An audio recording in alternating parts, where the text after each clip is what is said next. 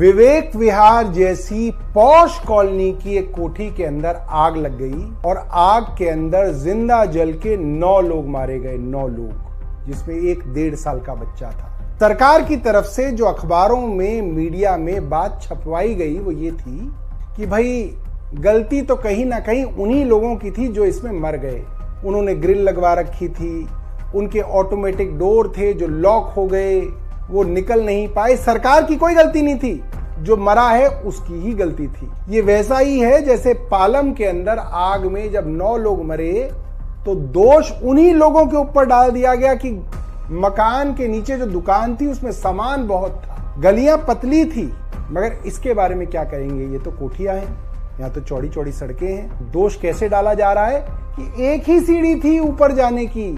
मैं रेखा गुप्ता जी से पूछना चाहता हूं, आप जिस कोठी में रहती थी शालीमार बाग में, आपके घर में कितनी सीढ़ियां ऊपर जाने की?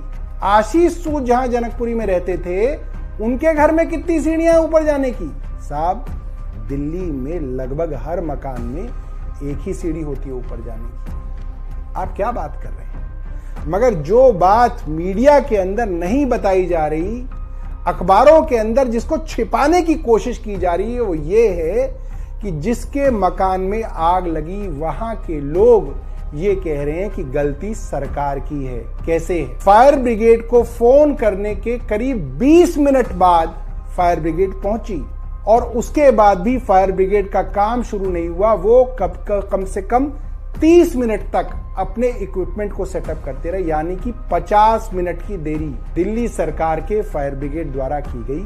और लोगों का कहना यह है कि अगर फायर ब्रिगेड सही समय पर पहुंच के अपने इक्विपमेंट्स का इस्तेमाल सही समय पर शुरू करती तो लोगों को बचाया जा सकता था। लोग बालकनी से चिल्ला रहे थे, हमें बचाओ, हमें बचाओ, हमें बचाओ, और उनको नहीं बचाया जा सका। देश की राजधानी के अंदर, पॉश कॉलोनी की कोठी के अंदर आग लगने के बाद, सूचना देने के बाद भी अगर 9 लोग जिंदा जल के मर जाएं तो क्या सरकार से सवाल नहीं पूछे जाने चाहिए?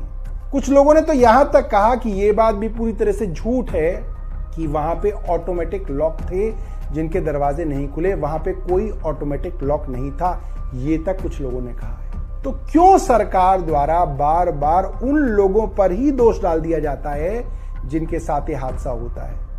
क्योंकि सरकार नहीं चाहती कि उसकी नाकामी पे, उसकी नालायकी पे आप लोग सवाल पूछें। क्योंकि मीडिया ने सवाल पूछने बंद कर दिए हैं, वो चाहती है कि लोग भी सवाल ना पूछें। इसलिए मैं ये वीडियो सोशल मीडिया पे डाल रहा हूँ, क्योंकि ये जो हादसा पालम में हुआ जहाँ 9 लोग मर गए, 3 बच्चियाँ जिंदा जल के मर गई, ये जो विवेक विहार में हादसा हुआ, 9 लोग फिर जिंदा जल के मर गए, ये हादसा आपकी कॉलोनी, आपके घर में भी हो सकता है। और जब आपके घर में होगा तो इसी सरकार की नालायकी और नाकामी की वजह से आपके घर में कहीं इतना बड़ा हादसा ना हो जाए। इसीलिए सरकार से सवाल पूछिए, सरकार को अकाउंटेबल बनाइए।